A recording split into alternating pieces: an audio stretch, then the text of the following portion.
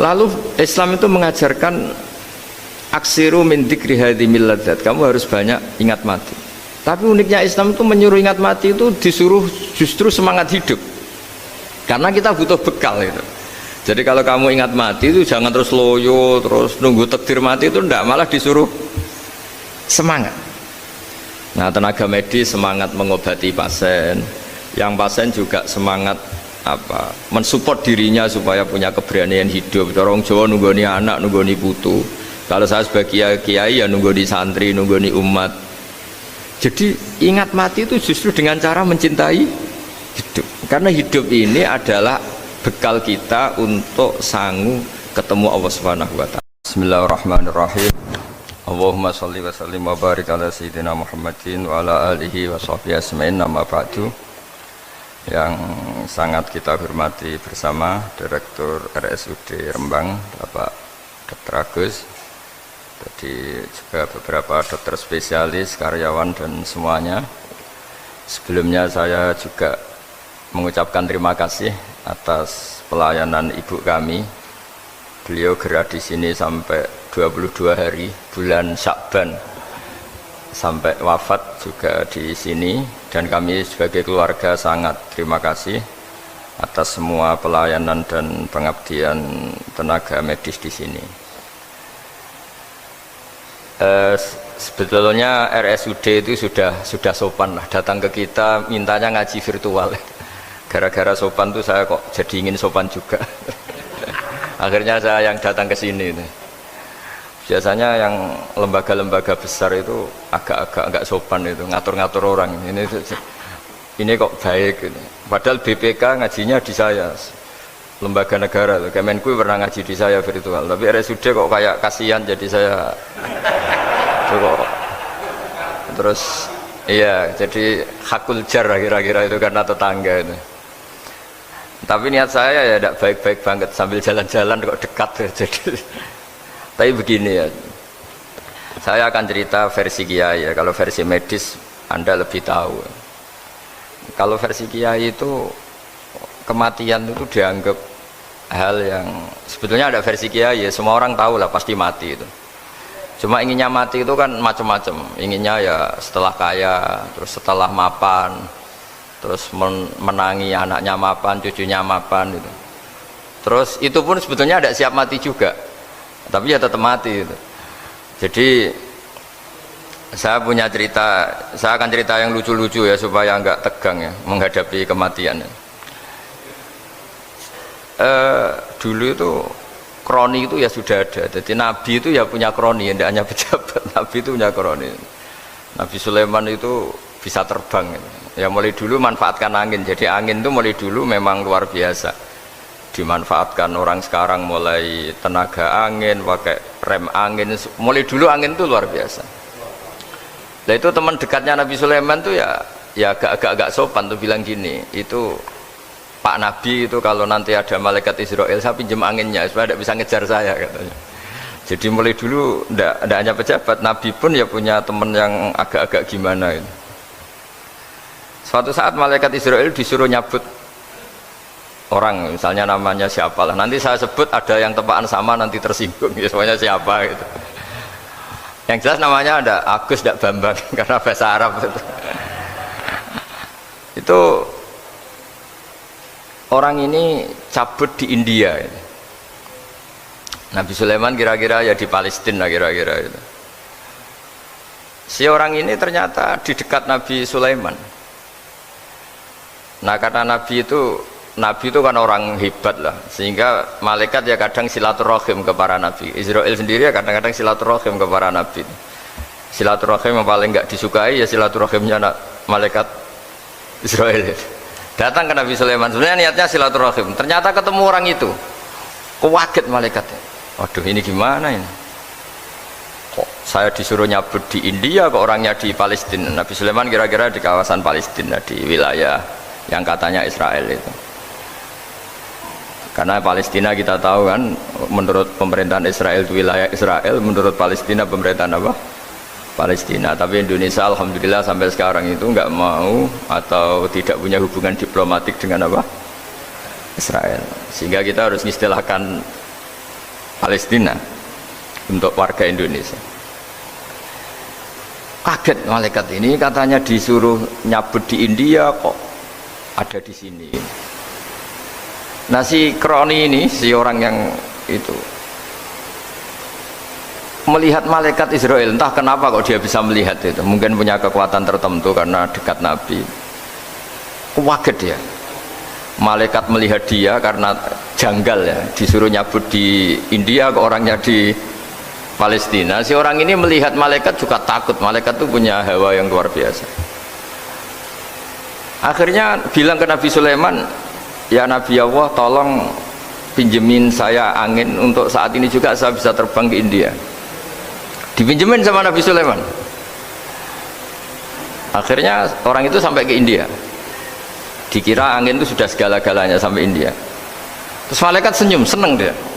Wah ini sesuai protokol karena andai kan orang itu tetap di situ, malah malaikat gak berani ngambil karena prosedurnya harus ngambil di India.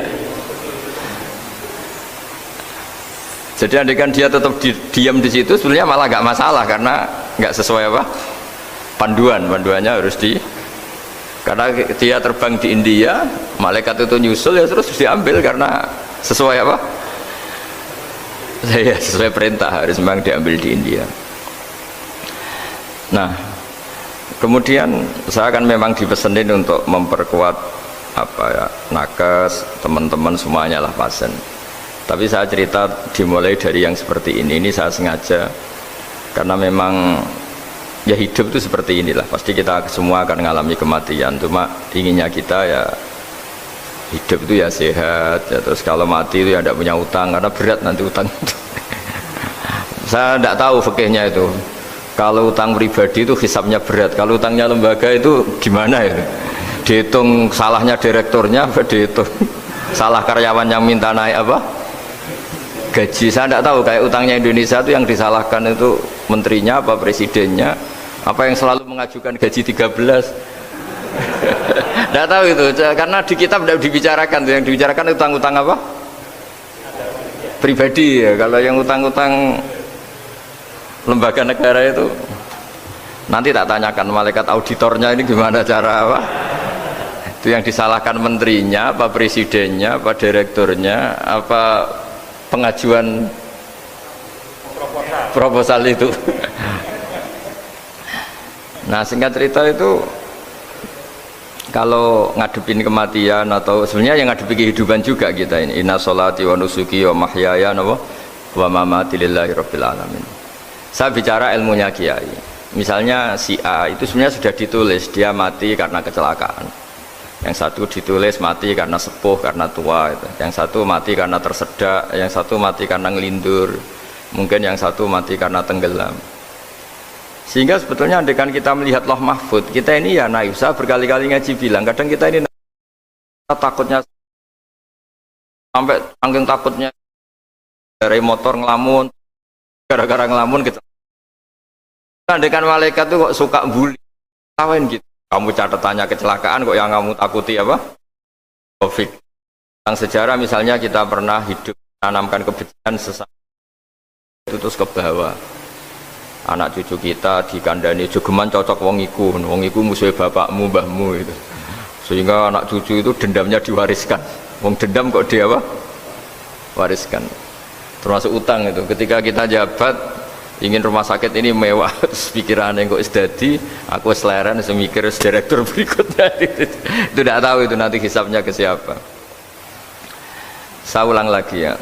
Maka dalam satu ayat dikatakan laqad kunta fi ghaflatin min hadza fakashafna anka ghita'aka fabasarukal yauma hadid.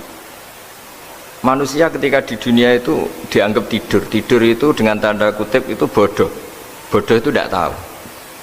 Fakashafna anka ghita'aka, nanti setelah kamu mati itu pinter, tapi ketika anda pinter sudah meninggal, sudah tidak bisa memperbaiki kesalahan-kesalahan kita.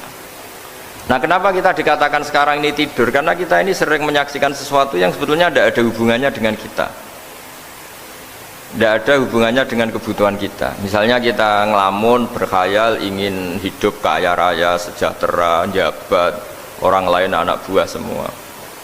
Ternyata itu nggak penting ketika kita di akhirat. Yang penting adalah Anda meninggal dalam keadaan menghamba kepada Allah Subhanahu wa Ta'ala. Saya berkali-kali ngaji, kalau saya berkali-kali bilang, andai kan hati kita nanti direkam Allah, nanti di akhirat sudah direkam, orientasi kita direkam nanti. Pak Agus misalnya ingin punya mobil, punya rumah mewah, punya apa, terus orientasinya gitu. Di depan Tuhan yang menyuruh kita, mensyariatkan kita, inginnya itu ya jadi hamba Allah terbaik, jadi kekasihnya Allah, jadi hamba yang bersujud, dari hamba yang bersedekah. Jadi ini kan tidak sambung. Ada cita-cita versi Allah yang dianjurkan Allah, yaitu bercita-cita jadi hamba yang soleh, yang bermanfaat, yang memanfaati orang banyak. Kemudian ini ada cita-cita yang hadzun nafsi, ingin mapan semua orang anak buah. Hal-hal seperti ini itu harus kita jaga, jangan sampai terjadi. Makanya di semua kitab pertama mendahulukan bab niat. Niat itu ya faman kana hijratuhu ila Allah wa rasuli fa hijratuhu ila Allah wa rasuli. Orang baik itu orang yang orientasinya itu menuju Allah Subhanahu wa Ta'ala. Lalu yang kurang baik adalah orang yang orientasinya itu ya harta, perempuan, pokoknya inginnya itu hal-hal yang kepentingan dirinya sendiri. Nah lalu kenapa kita kadang tidak tahu? Ya tidak tahu itu karena tadi kita kalau tidak wiridan itu tidak punya efek samping kan. Tapi kalau kamu nggak punya uang kan terus lemes. Karena ngerti itu terus uang itu penting, wiridan tidak penting. Nah dari kesimpulan itu sebenarnya kita menjadi bodoh. Karena menjadi bodoh ketika Anda meninggal ternyata uang ini nggak penting, wiridan ini penting. Tapi tahu kita terlambat setelah kita meninggal. Nah di sini saya ingin mengingatkan apapun kondisi kita, yang jelas itu ingat selalu kepada Allah Subhanahu wa Ta'ala. Caranya ingat gimana? Kata Nabi, kamu bayangkan musibah yang lebih ekstrim, kamu akan tahu yang kamu alami itu ahwanu wa aisar, yang kamu alami itu ringan sekali, ringan seringan-ringannya. Saya beri contoh ya, kalau Anda belajar, kalau dalam bahasa pondok itu falak, mungkin kalau bahasa umum itu apalah, ilmu apa, misalnya orang ahli meteor, ahli apalah, ahli perbintangan, ketakutannya pasti benda langit ini jatuh kemudian menimpa bumi. Nanti kalau Anda ahli geologi itu takutnya bumi ini likuifaksi karena sumber daya alamnya sudah begitu dikeruk, dimanfaatkan. Nanti yang ahli teroris atau yang ahli ekstremis itu takutnya itu ada teroris. Yang ahli sosiologi takutnya Indonesia itu chaos. Kalau chaos ya saling bunuh, saling apa. Jadi semuanya ini, ketakutan ini semuanya mengarah terhadap kematian. Kecelakaan lalu lintas ya menjadikan orang mati, likuifaksi kayak kemarin di Sulawesi ya iya, gunung meletus, gempa, tsunami. Nah ketakutan yang menjadikan kematian sebenarnya banyak. Kalau baru tsunami aja ya orang takutnya ke tsunami, nanti kalau ada kematian gempa ya takutnya gempa, kalau temanya Covid ya takutnya Covid. Terus kalau ada tetangga mati karena ngelindur ya baru gue ger nak turu hati-hati kok nak mati ngelindur.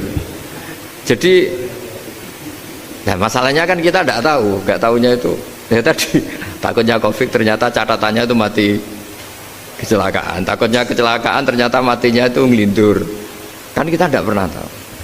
Dari tidak pernah tahu itu kemudian agama datang dengan anjuran, sudahlah kamu tawakal bahwa semua urusan kamu di tangan Allah Subhanahu wa Ta'ala. Inna sholati wa nusuki wa mahyaya wa mamati lillahi rabbil alamin la syarikalah. Yes, ibadah kita, sholat kita, hidup kita, mati kita semua di tangan Allah Subhanahu wa Ta'ala. Sehingga dengan berpikir begini ini melihat Covid itu ya kayak melihat potensi kematian yang lain, kayak karena gempa, likuifaksi, kecelakaan, karena ngelindur, karena macam-macam. Kenapa saya membuat apa atau menyarankan ya supaya orang berpikir demikian, supaya bersyukur bahwa kita ini dihimpit, disekelilingi penyebab kematian tadi. Kalau kita ahli meteorologi mungkin takutnya itu asteroid jatuh, terus kemudian meteor jatuh yang nggak habis digesek oleh sistem alam, terus macam-macam. Yang ahli gempa juga takutnya gempa, yang ahli tsunami takutnya tsunami, yang ahli sosial takutnya Indonesia chaos, kemudian saling apa? Bunuh, saling apa dan sebagainya dan sebagainya. Nah dengan keadaan seperti ini kita ini baik sekali.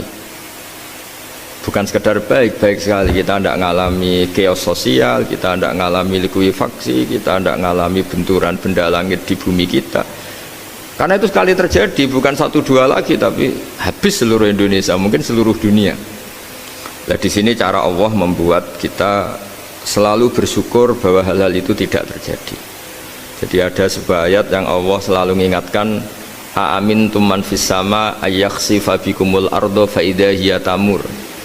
Kamu boleh sekali-kali berpikir bumi ini justru potensinya itu likuifaksi, potensinya itu hancur karena di bawah itu ada magma, ada minyak, ada macam-macam. Ini kan di bawah ini kan ngerongkong cara Jawa itu karena diambilin terus. Piro-piro diambil ya ini ya ono masih bisa dipakai. Belum sistem bumi sendiri, wafil arti kita mutajawirat, bumi sendiri itu berupa lempengan-lempengan. Setiap saat itu potensinya geser, sekali geser ya jadi gempa itu. Terus belum benda langit yang potensinya juga jatuh, sekali jatuh ya habis kita. Jadi yang kita ini dikepung sekian potensi yang bisa menghancurkan kita. Tapi nyatanya mulai Nabi Adam sampai sekarang itu ada kehidupan, ada khayal. Sing Joko ya kepengen payu rabi, mungkin sing wis payu rabi ya mbah kepengen mbah raro. Macam-macam lah. Tapi yang jelas itu wong dikepung kematian kok ya khayalnya masih tinggi gitu. Lah nggak pernah ngayal ya orang yang utang ditagih itu, gak kober ngayal. Soalnya wedine tanggal kredit itu. Tapi ini saya cerita supaya orang Indonesia itu ngerti lah bahwa yang ngepung kita itu tidak hanya Covid, banyak. Makanya orang Arab itu kalau ngendikan itu, wa malam yamut bisayfi mata bi khairihi ta'addadatil asbab wal maut wahidu. Karena orang Arab itu kan dulu Arab sebelum Islam itu kan satu kabilah nyerang kabilah yang lain. Wah itu kan harus butuh orang-orang tangguh karena dulu sistem rezekinya kayak sistem Indonesia dulu lah. Kerajaan ini nyerang ini supaya satu kerajaan punya eksistensi harus mengalahkan kerajaan yang lain. Bahkan cerita-cerita itu sama lah di Indonesia di mana-mana. Nah itu pemuda-pemuda yang gagah berani itu karena punya pegangan tadi. Wa man lam yamut bisayfi toh mata biwirihi. Kalau kamu tidak mati di medan perang ya tetap aja mati juga. Sehingga mereka kendel gitu kata cerita orang dulu. Ta'addadatil asbab wal maut wahidu. Sebab kematian bisa macam-macam, tapi kesimpulannya tetap saja namanya mati. Lalu Islam itu mengajarkan aksiru min dzikri hadhimil ladzat. Kamu harus banyak ingat mati. Tapi uniknya Islam itu menyuruh ingat mati itu disuruh justru semangat hidup. Karena kita butuh bekal itu. Jadi kalau kamu ingat mati itu jangan terus loyo, terus nunggu takdir mati itu enggak, malah disuruh semangat. Nah tenaga medis semangat mengobati pasien, yang pasien juga semangat mensupport dirinya supaya punya keberanian hidup. Orang Jawa nunggoni anak, nunggoni putu. Kalau saya sebagai kiai ya nunggoni santri, nunggoni umat. Jadi ingat mati itu justru dengan cara mencintai hidup. Karena hidup ini adalah bekal kita untuk sanggup ketemu Allah Subhanahu wa taala. Kadang-kadang bekal itu mudah sekali. Ada orang nakal gara-gara minumin anjing yang baru haus, sama Allah dimaafkan. Ada orang yang pulang dari tempat kerjanya, ada duri di tengah jalan, disikirkan takut kena orang, diampuni Allah, akhirnya menjadi ahli apa? Surga. Ada orang yang kerja untuk orang tuanya, kemudian orang tuanya dicukupin menjadi ahli surga. Bahkan ada ahli surga itu ceritanya itu, tapi ini jangan dicoba. Ada orang sudah jelas niat nyon sewu, niat zina, sudah tinggal itu terus mikir dia saat itu takut Allah gak jadi, barokahnya gak jadi, langsung dia jadi ahli surga. Sarannya gak jadi loh ya. Tapi ya udah usah dicoba. Itu kalau keterusan masalah. Jadi Islam itu menganjurkan ingat mati, tapi justru dengan cara mencintai kehidupan. Karena yang jadi referensi Allah nanti di akhirat adalah perilaku kita, amal kita zaman apa? Hidup. Jadi disuruh ingat mati, tapi justru dengan cara sangat mencintai apa? Kehidupan. Lalu yang dinamakan kehidupan itu apa? Ya kita-kita ini. Ada yang mengkhidmati agama, mengkhidmati orang sakit, mengkhidmati itu ya berbakti, membantu. Ada yang nata lalu lintas, ada yang nata keamanan kayak Pak Polisi, ada yang nata keuangan kayak Kemenku, macam-macam. Semuanya harus kita cintai, profesi-profesi yang oleh Islam dianjurkan untuk kita nekuni itu. Jadi saya mohon lewat cerita ini orang itu tidak fokus takut Covid. Kasihan Covid kan jadi tersangka pembunuh sini. Padahal di kampung-kampung orang lugu-lugu yang saking nggak ngertinya itu kalau dikasih sumbangan itu katanya itu salam neng Covid matur nuwun. Itu ribet kalau orang lugu-lugu itu dikira Covid itu satu makhluk atau manusia yang apa nyumbang itu. Jadi saya mohon semohon-mohonnya, minta seminta-mintanya, sampean harus ngitung nikmat lah. Dengan sistem meteor seperti itu di langit tidak jatuh ke kita, sistem bumi yang sudah ngerongkong gini tidak likuifaksi, terus di dunia ini banyak kimia, banyak racun, itu kalau misalnya meledak kemudian dibawa angin mungkin matinya lebih massal. Ternyata semua itu nggak terjadi. Artinya nikmat yang sekarang kita dapatkan, kita nikmati sekarang itu jauh lebih besar ketimbang ketakutan kita. Nah, ini Islam selalu menganjurkan fadzkuru ala Allah la'allakum tuflihun. Selalu ingat sisi-sisi nikmatnya Allah. Kamu jangan hanya sisi wah kita dikepung Covid, kita punya istri judes, punya anak nggak nurut, punya atasan sadis, punya anak buah nggak loyal. Kalau gitu terus ya kamu nggak berani hidup. Yang diingat masalah terus. Itu salah, hidup seperti itu salah menurut Islam. Yang Islam menganjurkan fadzkuru ala Allah, kamu ingat sisi-sisi nikmatnya Allah, bukan sisi-sisi kita hidup itu diuji. Saya punya sekian cerita ulama-ulama yang unik, yang punya nasihat itu. Jadi ada orang kaya raya dulu temannya banyak, anak buahnya banyak. Suatu saat dia miskin terus gak ada yang berkunjung. Terus dia ngeluh, curhat ke ulama itu. Ketika saya kaya yang berkunjung banyak, ketika saya miskin kok nggak ada yang berkunjung, kurang ajar betul teman-teman saya. Terus kata kiai itu lucu kalau yang ada nih, ya bagus gitu dong ketika anda miskin sudah ada yang berkunjung. Loh kok bisa? Ya misalnya kamu sekarang jadi buruhnya orang, pas disuruh-suruh dibentak-bentak, terus teman kamu udah datang, malah kamu jadi tontonan toh. Mendingan nggak udah datang, jadi kamu ketika buruh orang nggak malu karena teman-teman kamu sudah tidak datang. Ya alhamdulillah kalau gitu ya. Jadi dulu satu hal yang dia dulu nganggap problem, loh ya kan, kalau kamu misalnya dulu kaya, temannya banyak, jabat, terus yang takut banyak, ketika sudah miskin yon sawu jadi buruhnya orang disuruh-suruh, terus teman kamu tetap do datang, siap nggak ada? Siap datang apa siap tidak datang? Lebih siap tidak datang sebetulnya kan, karena nggak jadi tonton. Akhirnya dia sadar. Ya gitu, kalau dikeluhin istri saya ini judes, ya sering marahin gini-gini. Ya bagus dong marahin kamu, kalau marahin tetangga malah masalah kan. Coba kamu punya istri kalau marahin orang lain, pusing enggak? Mendingan marahin. Jadi pokoknya dilatih terus. Lama-lama dia bersyukur. Nah termasuk cara kita melihat kehidupan. Ada doa Rasulullah SAW yang luar biasa, ya Allah jadikan kehidupan ini sebagai penambahan saya untuk berbuat baik.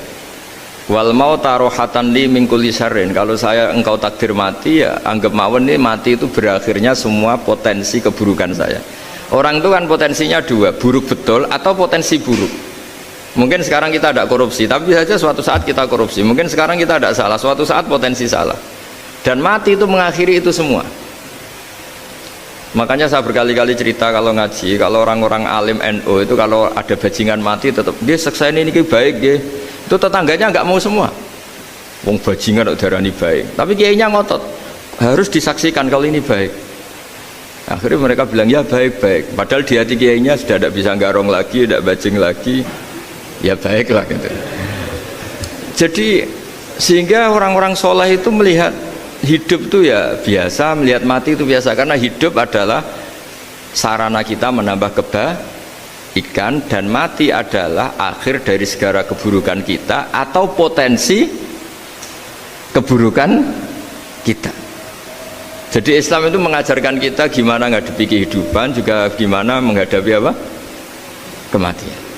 Jadi saya ulang lagi, itu ajaran-ajaran Islam yang luar biasa. Jadi ij'alil hayata ziyadatan li fi kulli khairin wal mauta rohatan li min kulli syarrin. Jadi hidup menambah kebaikan, kalau kita mati anggap saja mengakhiri semua buruk kita kalau kita sedang buruk atau potensi keburukan kita.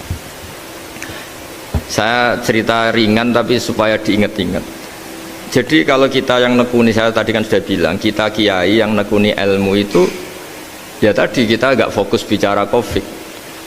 Inna Allaha yumsikus samawati wal ardo an tazula wala in zalata in amsakahuma min ahadim min ba'dih. Kalau kamu ahli meteorologi kan melihat ini jatuh jumlahnya besarnya sekian. Ini kalau digesek oleh atmosfer paling masih sekian, kayak kemarin Januari kan hujan meteor yang sering kena Lampung kemarin. Terus di mana-mana mesti takut kamu itu. Kalau kamu ahli gempa takutnya itu ya pergeseran lempengan bumi. Kalau kamu ahli tsunami ya takutnya tsunami. Kalau ahli sosiologi ya takutnya chaos sosial, ya sama. Kamu medis ya takutnya penyakit yang menular, penyakit seperti ini.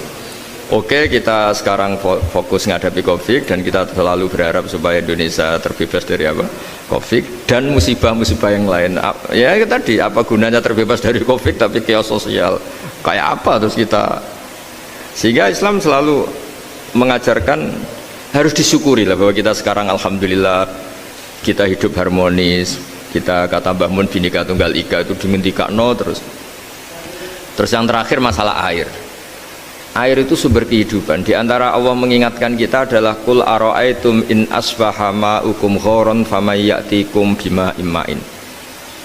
Bumi ini kan bawahnya ada magma, terus ada air. Normalnya air itu nggak ada. Secara teori itu normalnya air itu nggak ada karena bumi itu kan kalau ada air kan meresap. Sudah meresap, bawahnya itu ada minyak, ada magma, harusnya air itu tersedot habis. Tapi orang saking angkuhnya, saking cueknya, ngira air itu malah potensinya itu abadi. Sebetulnya kalau menurut teori alam, air itu gampang hilang kan, diletakkan di bumi ya bumi itu meresap. Nanti bawahnya itu ada minyak, ada sebagian ada magma, ada macam-macam lah. Jadi potensi air itu harusnya nggak ada malah kalau melihat sistem itu. Tapi karena Allah saking rahmannya, air ini dijaga sedemikian rupa tetap ada. Kalau melihat sistemnya kan normalnya malah gak ada. Makanya Allah selalu mengingatkan in asbaha ma'ukum ghoron. Suatu saat air yang kamu pakai yang jadi sumber kehidupan itu bisa saja tahu-tahu hilang. Mungkin tersedot oleh panas bumi atau corong Jawa niku nyeresep entek atau gimana lah cara Allah menghilangkan. Famay ya'tikum bima imma'in. Lalu siapa yang bisa mendatangkan air itu lagi?